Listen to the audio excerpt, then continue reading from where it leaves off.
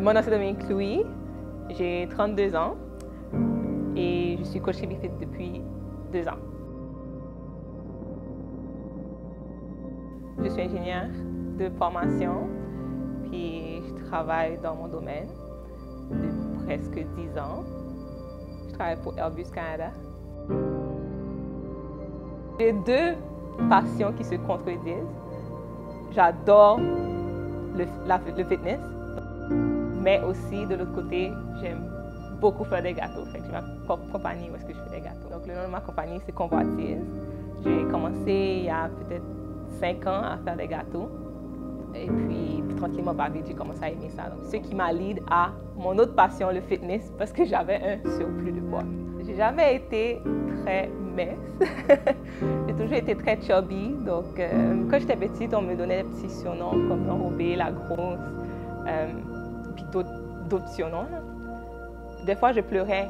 Des fois, je disais à mes parents ou à mes amis ou peu importe qui me donnait ces noms-là, d'arrêter, de me dire que j'avais pas de bonne relation avec ces personnes-là.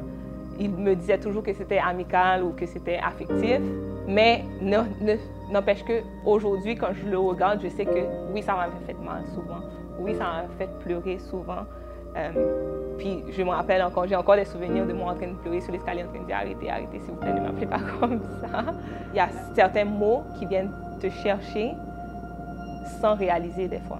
Mon conseil à des gens qui subissent du bullying ou qui entendent des mots des fois qui font mal, c'est de se regarder soi-même puis de réaliser est-ce que c'est vrai ou pas. Est-ce que toi tu es bien dans ça? Est-ce que tu t'aimes? L'important c'est vraiment de s'apprécier soi-même. Le monde va toujours avoir quelque chose à dire. Tu es trop grosse, tu es trop mince, tu es trop haute, tu es trop petite. Tes cheveux sont longs, tes cheveux sont courts. Il y aura toujours quelque chose.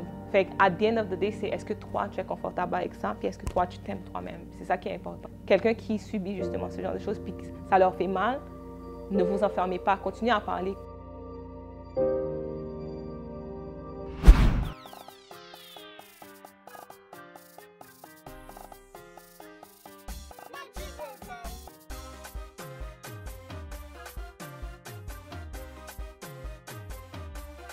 J'ai grandi en Haïti, puis ça fait partie de notre culture, la bonne nourriture. Arrivée ici, j'ai commencé un peu à faire un peu de sport, mais toujours pas en regardant mon alimentation, donc continuer à manger. Souvent, je me regardais dans le miroir et je détestais ce que je voyais. Je me regardais, je disais, « My God, tu es grosse. My God, tu es laide. My God, tu vas jamais rien accomplir dans ta vie. » C'est comme si je voulais tout ramener au fait que j'avais un surplus de poids. C'était ça mon plus gros problème. Je travaillais, donc j'avais fini l'école, j'avais fini de graduer en ingénierie. J'ai commencé à travailler dans mon domaine. J'avais une bonne job, j'avais fini l'école, j'étais dans une relation qui ça allait pas bien. Cette relation-là, au total, finalement, ça avait duré 10 ans. Puis dans le fond, je me suis toujours mis ou créé mon propre monde en me disant que tout va bien, la vie est belle. On a ce stigma d'être strong woman. J'essayais de bloquer mes émotions, bloquer ce qui n'allait pas. Puis finalement, je me disais que c'était le travail. J'ai commencé à faire les gâteaux parce que je me disais que j'avais pas assez de passion. Finalement, j'ai réalisé que c'était ma relation qui n'allait pas bien. Donc, j'ai décidé finalement de quitter cette relation-là.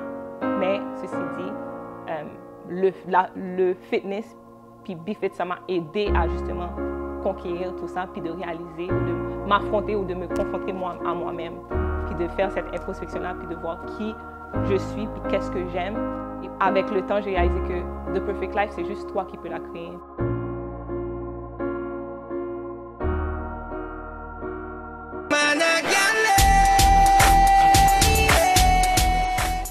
Quand je me suis inscrite à BFit, la première fois que j'ai été au cours de BFit, je connaissais personne. Dès que tu arrives là-bas, tu réalises que tout le monde, on est dans le même bateau, on veut tous la même chose, puis on veut juste s'entraider. Ma première session, ça s'est passé très mal. J'avais coach Bradley comme coach. Et lui, je pense que dès qu'il m'avait vu, il croyait en moi. Il pensait que j'étais capable de faire plus. Il m'a fait un reality check pour réaliser que j'avais perdu 10 livres. Et lui, il m'a posé la question, comment tu te sens par rapport à ça? Moi, j'étais super fière d'avoir perdu 10 livres. Puis il dit, ben c'est rien parce qu'en 3 mois, tu aurais pu perdre plus. Dans toutes les émotions, j'ai pleuré, mais j'ai pleuré pas à cause de lui, mais c'était parce que j'ai réalisé qu'il avait raison. J'ai pas arrêté le sucre, j'ai continué à manger mes gâteaux. Des fois, je faisais encore des cupcakes pour moi-même, des fois, je faisais des gâteaux pour moi-même. Puis une chose qui était bon, c'est que j'étais assez franche pour le lui dire. Je me donnais des défis, puis avec Bradley, je me donnais des défis. OK, chaque 2 semaines, je vais essayer de ne pas toucher le chocolat. Donc j'ai décidé, OK, je vais suivre le plan à la lettre, comme il l'a dit, puis il doit avoir une bonne raison pourquoi il pense que je suis capable de faire. Après 2-3 semaines, j'avais déjà commencé à avoir des résultats, ça m'a motivée à continuer à suivre le plan, à continuer à m'entraîner, puis finalement perdre pratiquement 70 livres. J'ai pas seulement perdu les 70 livres, mais quand je me regardais dans le miroir, de plus en plus je prenais confiance, j'étais capable de savoir où est-ce que je voulais aller dans ma vie, qu'est-ce que je voulais faire.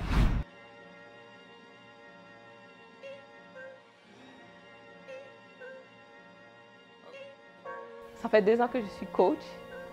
Je me rappelle encore lorsque j'ai décidé que peut-être que j'étais prête pour un nouveau défi d'être coach. J'aimais ça me surpasser, donc je me suis dit, je vais me mettre un nouveau défi, c'est d'être coach. La première semaine, c'était tout un autre défi. Donc, être élève, j'étais toujours dans la première ligne, je m'entraînais avec les autres, j'encourageais les autres, j'étais capable de faire le workout de A à Z. Je ne dis pas que je n'étais pas épuisée, mais j'avais toujours plus d'énergie. Puis si on allait pour plus longtemps, j'avais beaucoup d'énergie, j'étais capable de le faire. La semaine d'après, je suis devenue coach, puis j'ai trouvé que c'était une autre game. Ce que j'ai adoré, par contre, en tant que coach, c'est d'être capable d'aider les gens.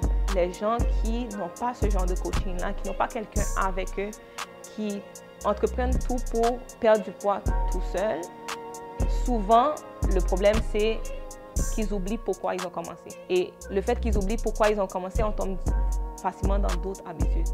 On se dit, quelqu'un qui a 20 ans, on va dire 18 ans, 20 ans, ça fait 18 ans que la personne mange mal. Donc, c'est très facile de retourner dans les habitudes. Alors que lorsque tu as une petite voix de quelqu'un d'autre extérieur qui te dit, n'oublie pas pourquoi, ça t'aide à rester on track. Je suis arrivée ici à Montréal, j'avais 17 ans. Mes parents avaient décidé que la situation en Haïti était trop chaotique et trop dangereuse pour qu'on reste. Puis de toute façon, pour avoir une meilleure éducation, il fallait qu'on parte. Donc, ils ont décidé qu'on allait venir ici. Sauf que mon père, il travaillait encore. Fait que ma mère, elle a quitté son emploi et elle a décidé qu'elle allait venir avec nous, ma soeur et moi, pour rester avec nous un petit moment. Un peu après, donc en 2010, mon père est tombé malade. Fait que, dans le fond, il a eu une opération, puis il y a eu des complications pendant l'opération. Ce qui a eu comme conclusion qu'il a perdu toute mobilité dans ses jambes et dans ses bras. Et étant la fille à papa, je regardais toujours mon père. Pour moi, mon père, c'était mon héros. C'était toujours le meilleur, le plus grand, le plus fort. Et quand je l'ai vu sur le lit d'hôpital, c'est sûr que ça m'a fait un choc. J'étais encore aux études, il fallait qu'on s'adapte à toute cette situation-là. On ne s'attendait pas à ça. Donc, c'était un accident qui s'est passé et ça a eu un impact énorme. Donc, eux, ils sont retournés en Haïti. Mon père, après l'opération s'est faite ici à Montréal, mais ils sont retournés en Haïti vivre. Donc, avec le temps, ça allait de moins en moins. Jusqu'à ce que finalement, il était vraiment... Il avait perdu toute mobilité, tous les muscles amorphes et tout. Il avait perdu beaucoup de poids. Et à chaque fois, de moins en moins, j'étais capable d'être à côté de lui parce que ça me venait me chercher. Je ne comprenais pas comment cet homme fort, qui était grand et tout, était devenu comme ça. Mon père est décédé en avril 2019. Et à l'époque, j'étais déjà coach. Donc, bien sûr, ça m'a affectée. La première chose, c'est d'essayer de rester dans tes objectifs, puis de voir qu'est-ce qui est important. Parce que tout le monde autour de toi va te dire, oui, prends ton temps, c'est normal et tout.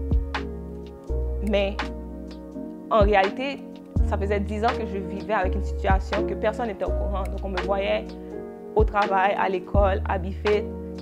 Il y avait personne qui... puis c'est pas quelque chose que je discutais non plus. Pour moi, c'était chez moi, puis ça faisait partie de ma vie, puis j'essayais de dealer avec tout ça.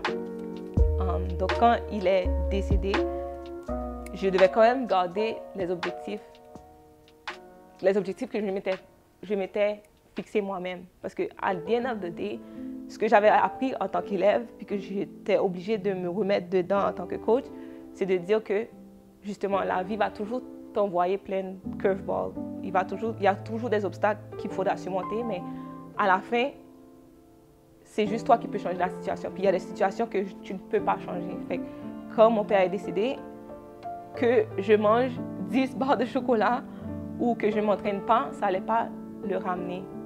Donc, mon plus gros conseil à quelqu'un qui se doute, d'arrêter de se mettre des barrières avant même de commencer. Parce que souvent, on se dit « Ah, ben, on n'est pas capable », mais on n'a même pas essayé. Ne pas se donner de barrières, de ne pas savoir qu'est-ce que tu es capable de faire ou non. Just do it. Trust yourself.